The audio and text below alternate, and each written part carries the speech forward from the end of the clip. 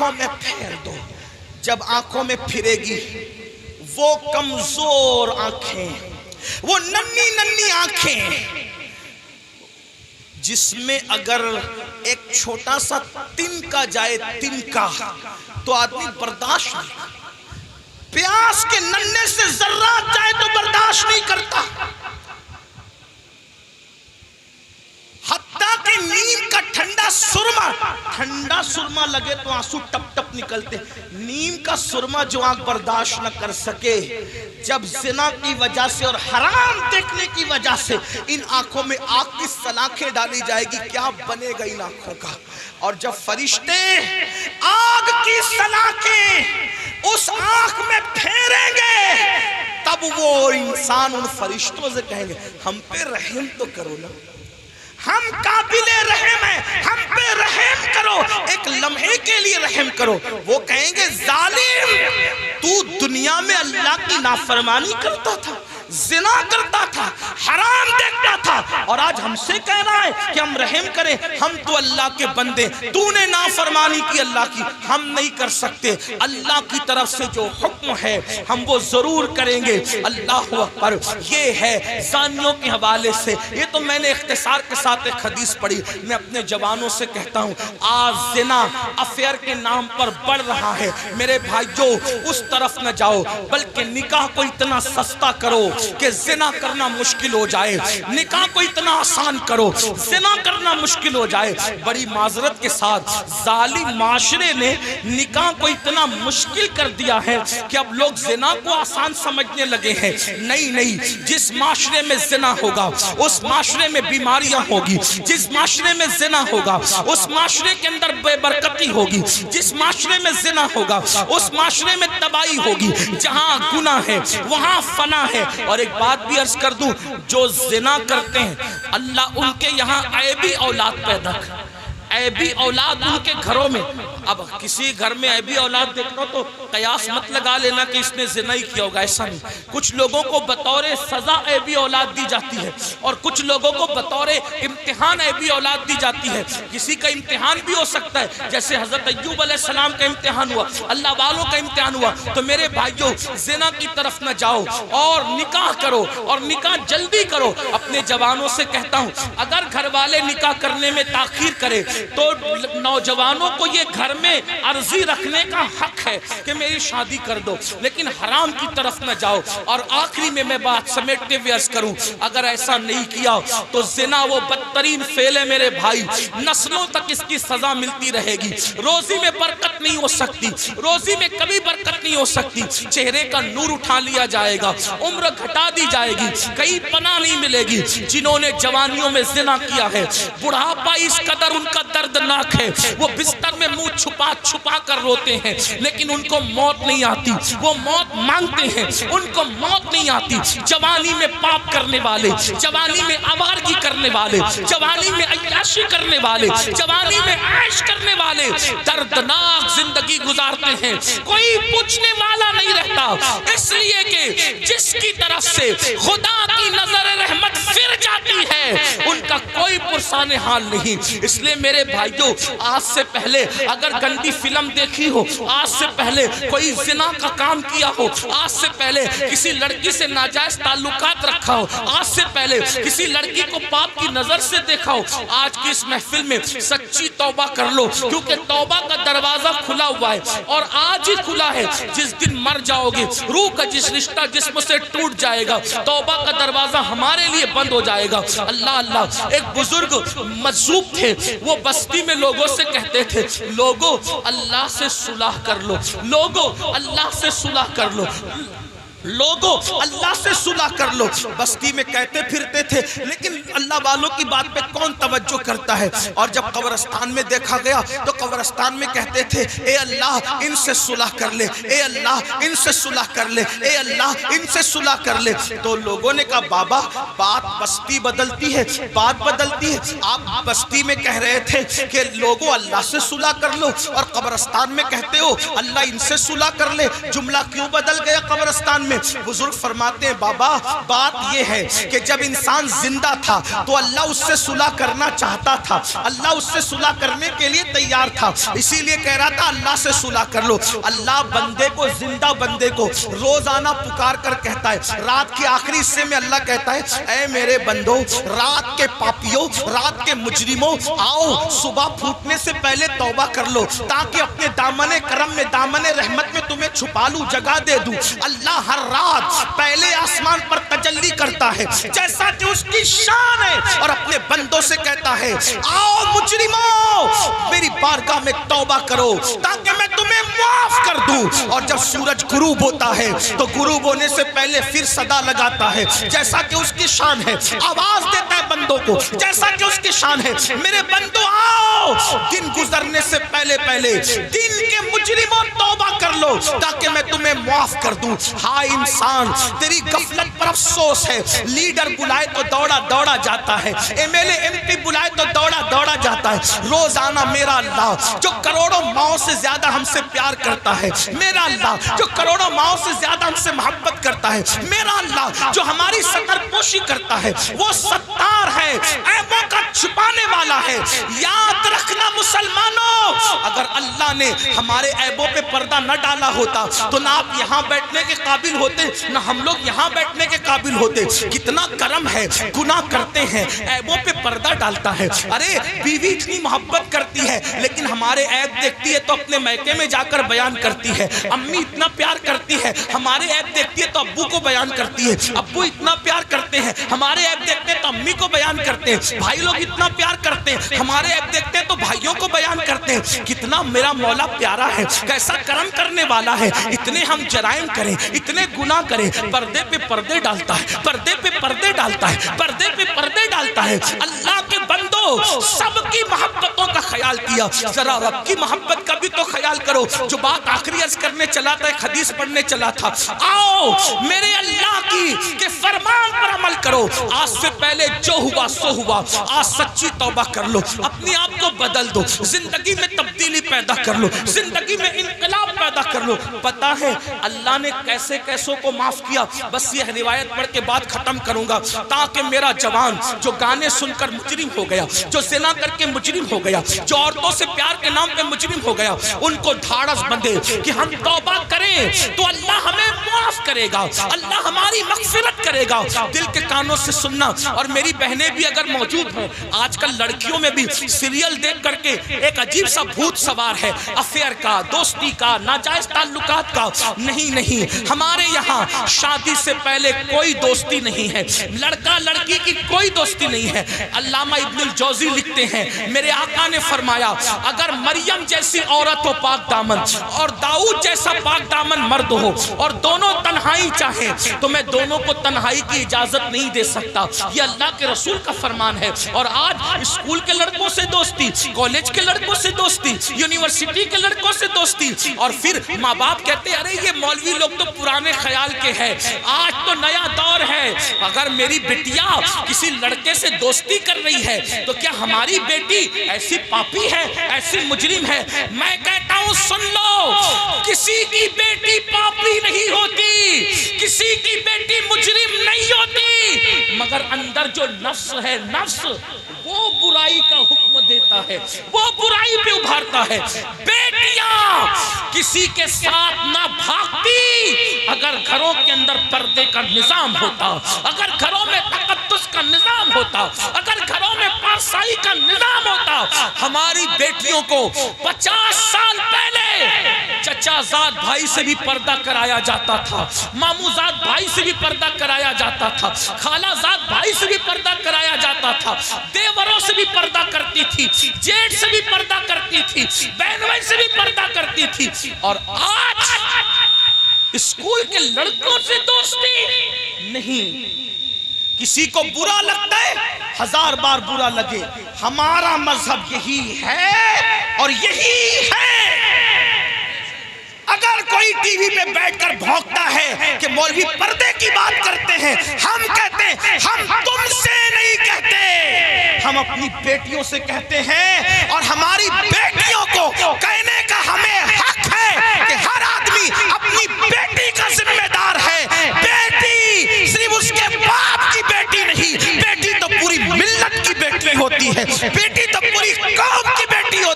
میرے نبی نے حاتم تائی کی بیٹی کو جب بغیر دوپٹے کے دیکھا تو اپنی مزمل و مدثر والی چادر اس کے سر پہ ڈال کر دنیا کو پیغام دیا، بیٹی کسی کی بھی ہو، بیٹی تو بیٹی ہوا کرتی۔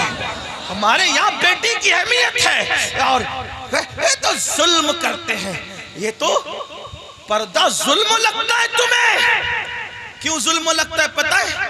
میں گالی گلوچ کا عادی نہیں، لیکن ایک بات آپ کو بتا، پردہ ان کو ظلم کیوں لگتا ہے؟ کتے چاہتے ہیں کہ بکری باہر نکلے، کتے چاہتے ہیں کہ بکری باہر نکلے۔ کیوں کتے صاحبو؟ بکری سے تمہیں اس کی آزادی سے کیا پیار؟ کہا یہ گھر میں رکھا اس کے مالک نے ظلم ہے۔ ہم نے کہا ظلم نہیں، مالک کی محبت ہے۔ وہ جانتا ہے کہ آوارہ کتے باہر بیٹھے ہوئے ہیں، اگر بکری کو باہر بھیجوں گا تو نوچ نوچ کر کھا جائیں گے۔ اس نے محبت سے گھر میں رکھا ہے تاکہ آوارہ کتوں کی نظر نہ پڑے۔ تو ایک مالک کے نزدیک بکری کی جتنی عزت ہے، اس سے کروڑوں درجہ زیادہ ہمارے یہاں بیٹی کی عزت۔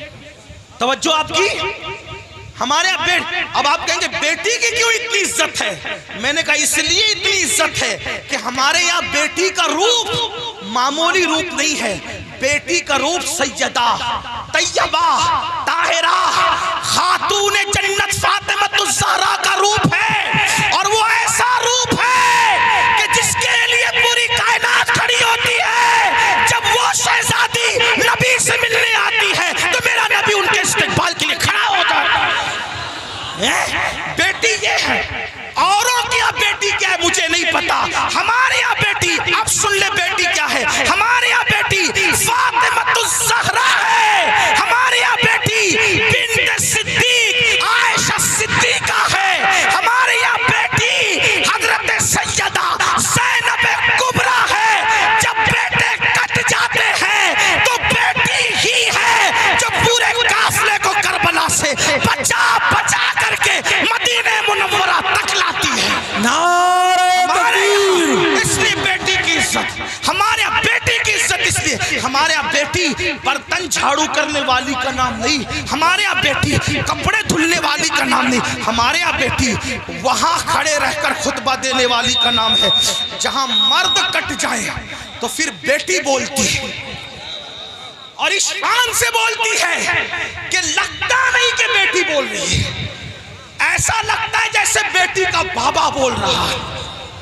اور ہوا دربار کوفہ اور دمشق میں جب علی مرتضیٰ کی باب مدینۃ العلم کی شہزادی زینب نے خطبہ دیا تو دیواریں دہل گئی، اور لوگ کہنے لگے علی کہاں سے آ گئے؟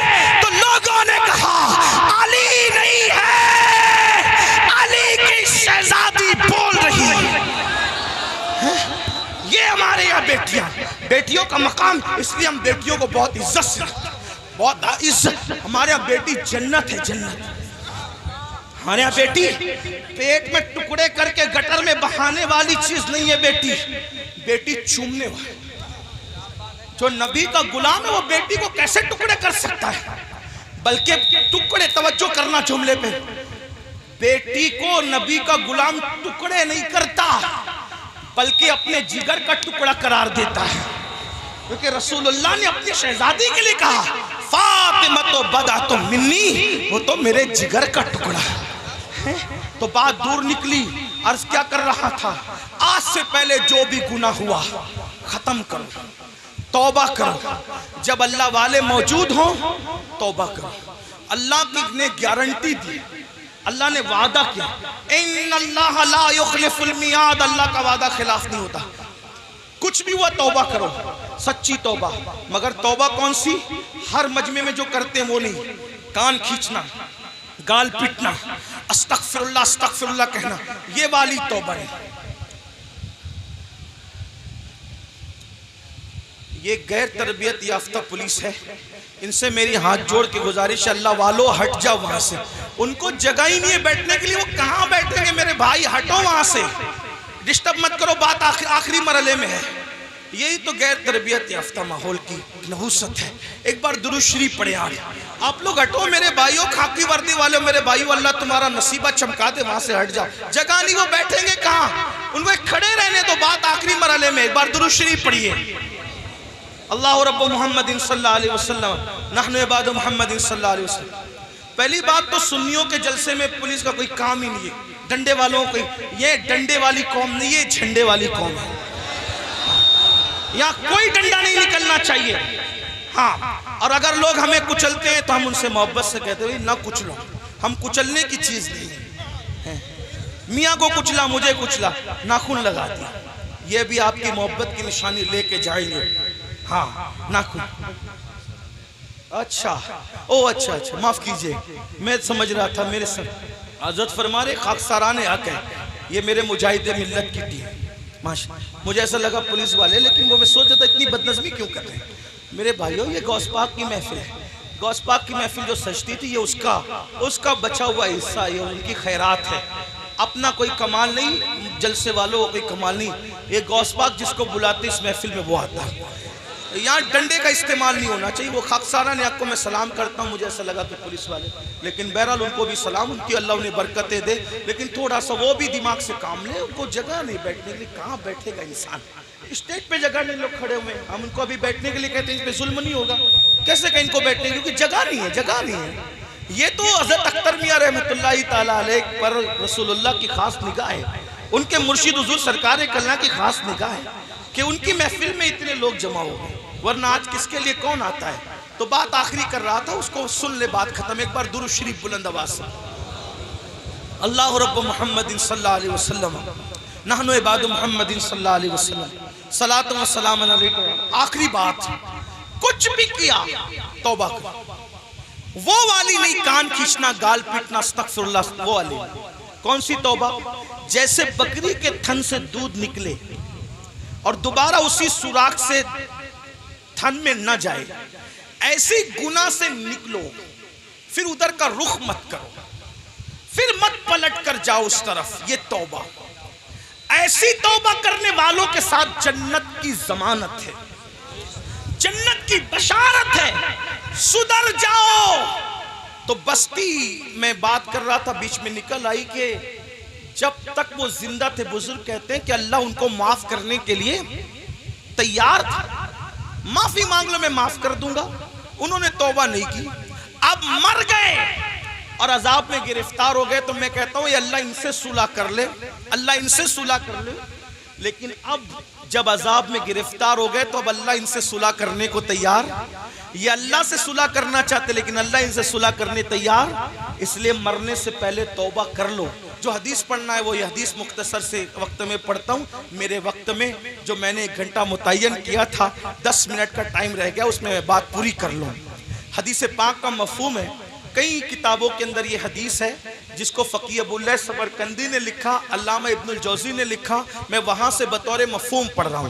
سیدنا فاروق اعظم ایک مرتبہ رسول اللہ صلی اللہ علیہ وآلہ وسلم کے دربار میں آ رہے تھے، حاضری دے رہے تھے. دروازے پہ کیا دیکھا؟ ایک جوان ہے، خوبصورت جوان، جو کھانک اٹھاتا ہے اپنے سر پہ ڈالتا ہے، کھانک اٹھاتا ہے اپنے سر پہ ڈالتا ہے، روتا ہے، بلکتا ہے، آہیں بھرتا ہے. فاروق اعظم نے فرمایا رسول اللہ کی چوکھٹ پر یہ کام تم کر رہے ہو؟ کھانک اٹھا کے سر پہ ڈالتے ہو، روتے ہو، بلکتے ہو، آہیں بھرتے ہو، بات کیا ہے؟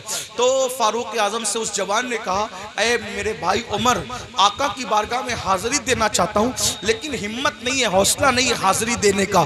اس لیے میں یہ چاہتا ہوں کہ آپ اجازت لے لیں، آپ حضور سے عرض کر دیں کہ حضور مجھے اذن حضوری عطا کر دیں، حاضری کی اجازت عطا کر دیں تاکہ میں رسول اللہ کی بارگاہ میں حاضر ہو جاؤں. تو آقا علیہ السلام سے فاروق اعظم نے عرض کی آقا میرے ماں باپ آپ پہ قربان یا رسول اللہ. ایک جوان ہے چوکھٹ پہ بیٹھا ہے، سر پہ خاک ڈال رہا ہے آقا، اور وہ آپ کی بارگاہ میں حاضری دینا چاہتا ہے یا رسول اللہ. اگر آپ اجازت دے دیں تو وہ حاضر ہو جائیں. وہ جوان آ گیا. اب دھیان سے سننا، غور سے سننا. وہ جوان آیا، آنکھیں جھکی ہوئی تھی، آنکھوں سے آنسو بہ رہے تھے، مسلسل ٹپ ٹپ آنسو ٹپ ٹپک رہے تھے، ندامت اور شرمندگی چہرے سے ظاہر تھی، سر جھکا ہوا تھا۔ آقا نے فرمایا اے جوان کیا ہوا؟ اس جوان نے عرض کیا یا رسول اللہ اتنی عرضی لے کر آیا ہوں کہ آپ میرے لیے دعا کر دیں کہ اللہ میری مغفرت کر دے، اللہ مجھے معاف کر دے، اللہ میری بخشش فرما دے۔ آقا نے فرمایا کیا ہوا؟ عرض کی آقا مجھ سے بہت بڑا جرم ہو گیا ہے، مجھ سے بہت بڑا گناہ ہو گیا ہے، میں بہت بڑا پاپی ہوں آقا میرے لیے دعا فرما دے۔ میرے کریم آقا نے فرمایا کیا گناہ ہوا یہ تو بتاؤ۔ اس نے عرض کی آقا شرم آتی ہے بتاتے ہوئے، ایسا گناہ ہو گیا ہے اب اس کا ذکر کرتے ہوئے شرم آتی ہے، بہت بڑا گناہ ہے آقا۔ کریم آقا نے فرمایا کیا تیرا گناہ زمین کی وسعتوں سے بڑا ہے؟ عرض کی ہاں آقا میرا گناہ زمین کی وسعتوں سے بڑا ہے۔ پھر فرمایا کیا تیرا گناہ آسمانوں سے بھی بڑا؟ عرض کی ہاں آقا میرا گناہ آسمانوں سے بھی بڑا ہے۔ کیا تیرا گناہ سمندر کی جھانک سے بڑا ہے؟ ہاں آقا میرا گناہ سمندر کی جھانک سے بڑا ہے۔ میرے کریم آقا نے پھر اس کو ذہن دیا۔ اب آقا توجہ کریں آقا کیسے کریم ہے۔ آقا فرماتے ہیں کیا تیرا گناہ اللہ کی رحمت سے بھی بڑا ہے؟ تیرا گناہ اللہ کی رحمت سے بڑا ہے۔ اس نے سر جھکایا، خوب رویا اور روتے ہوئے کہا نہیں آقا میرا گناہ اللہ کی رحمت سے بڑا کبھی نہیں ہو سکتا، اللہ کی رحمت بہت بڑی ہے۔ اس وقت میرے کریم آقا نے فرمایا بتا کیا ہوا؟ اب وہ جوان کہتا ہے میں پھر معذرت چاہتے ہوئے حیا کے پردے میں تھوڑا سا کھل کر کے تاکہ سب کو بات سمجھ میں آئے، اس جوان نے کہا آقا بات اتنی ہے کہ میرے نفس نے مجھ پر غلبہ کیا اور میں جو ہے نفس کا غلام بن کر میں نے یہ کرتا تھا کہ میں جب بھی کوئی مر جاتا انتقال کر جاتا تو میں لوگوں کے کفن چراتا تھا، میں لوگوں کے کفن چوری کرتا تھا۔ اس زمانے میں کپڑا ہاتھ سے بنا جاتا تھا، کپڑوں کا قلت تھی تو لوگ کفن بھی چراتے تھے۔ آج شاید یہ گناہ دنیا میں نہیں ہوگا کفن چوری کا، کیونکہ کپڑا اتنا سستا ہو گیا، اتنی وافر مقدار میں ہو گیا کہ لوگ کوئی کفن وفن نہیں چراتے ہوں گے۔ آج یہ گناہ دنیا میں شاید نہیں ہوگا انشاءاللہ، لیکن بہرحال اس جوان نے عرض کی میرے آقا میں کفن چوری کرتا تھا اور پھر ایک قبر پر میں گیا کفن چوری کرنے، تو جیسی میں نے کفن نکالا خوبصورت سی لڑکی تھی۔ میں علامہ ارشد القادری کا سہارا لیتے ہوئے تھوڑا سا آپ کے دماغ میں بٹھانے کے لیے بات عرض کروں۔ اللہ یعنی کہ بات یوں ہے کہ چاندنی رات تھی، قبرستان کا سناٹا تھا اور قبرستان میں میرے سوا کوئی نہیں تھا۔ چاند کی دودیا روشنی جو ہے وہ چھن چھن کر کے آ رہی تھی، قبروں پر پڑ رہی تھی، سکون تھا، سناٹا تھا، کیف و سرور کا ماحول تھا۔ میں نے تازہ سی قبر کھولی، کھولنے کے بعد میں نے جیسی لاش نکالی وہ کسی مرد کی لاش نہیں تھی، وہ کسی عورت کی لاش تھی۔ عورت میں بھی ایک دوشیزہ یعنی خوبصورت جوان کی لاش تھی۔ جیسے ہی میں نے کفن نکالا چاند کی دودیا روشنی اس کے خوبصورت جسم پہ پڑی اور وہ لڑکی اور خوبصورت دکھنے لگی۔ شیطان اور نفس نے مجھ پہ مکمل غلبہ کیا اور مجھے جکڑ لیا، مجھے پکڑ لیا اور مجھ سے وہ کچھ کرا دیا اب میں بیان نہیں کر سکتا۔ یعنی کیا کرایا؟ اس نے مردہ لڑکی کے ساتھ قبرستان کے اندر زنا کیا۔ اس جوان نے مردہ لڑکی کے ساتھ قبرستان میں زنا کیا اور اس کے بعد جب وہ کہتا ہے آقا جب میں بدکاری کر چکا تو میں نے دیکھا وہ لڑکی کھڑی ہو گئی اور کھڑی ہو کر کہتی ہے بدبخت تو نے مجھے ناپاک کر دیا، ان مردوں کے درمیان کیا منہ لے کر میں رہوں گی، کیا منہ لے کر رہوں گی؟ تو نے مجھے ناپاک کیا، تو نے مجھے ناپاک کیا، خدا تجھے کبھی معاف نہ کرے، خدا تجھے کبھی معاف نہ کرے، خدا تجھے کبھی معاف نہ کرے۔ میں بھاگا، کفن اور لڑکی کو چھوڑ کے بھاگا۔ آقا او دن اور آج کا دن ہے، قرار نہیں، سکون نہیں، اطمینان نہیں، کھاتا ہوں صدائے باز گشت کانوں میں ٹکراتی ہوئی محسوس ہوتی ہے، لیٹتا ہوں صدائے باز گشت کانوں میں ٹکراتی محسوس ہوتی ہے۔ آقا پریشان ہوں، کہیں قرار نہیں، کہیں سکون نہیں۔ زندگی میں گناہ کرتے کرتے یہ لمحات ضرور آتے ہیں جب انسان گناہ کر چکا ہوتا ہے تو اللہ اس پر تباہی مسلط کر دیتا ہے۔ اللہ نہ کرے کوئی اس منزل پر پہنچے۔ اے میرے آقا کے غلاموں، میرے آقا کا نام لینے والوں، اس سے پہلے کہ یہ منزل آپ پر ہم پر آئے اللہ کی بارگاہ میں رجوع ہو جاؤ، گڑ گڑا جاؤ۔ حضرت ذوالنون مصری کہتے ہیں اللہ کے یہاں آنا کیسے آنا، طریقہ بتاتے ہیں حضرت ذوالنون مصری طریقہ کیسے آنا، ایسے آنا جیسے بچہ ماں کے یہاں آتا ہے۔ کیسے آتا ہے؟ ماں سے لپٹتا ہے، ماں کہتی ہے ہٹ۔ ذوالنون مصری کا انداز صوفیہ نے اسی طریقے سے دین سمجھا، حالانکہ اللہ کی ذات تمثیل سے پاک ہے۔ کہتے ہیں اللہ کے یہاں ہو ایسے ہو جیسے بچہ ماں کیا پیار کر سکتی ہے؟ وہ تو 70 ماؤں سے زیادہ، کروڑوں ماؤں سے زیادہ وہ پیار کرتا ہے۔ کہتے ہیں ذنون، بچہ ماں کے پاس آتا ہے، ماں کہتی ہٹ، پھر وہ آ کے لپٹتا ہے، ماں کہتی ہٹنا، پھر وہ آ کے لپٹتا ہے، ارے چھوڑ، پھر لپٹ، جب لپٹتا ہے ماں کی ممتا اس کو سینے سے لگا ہی لیتی ہے۔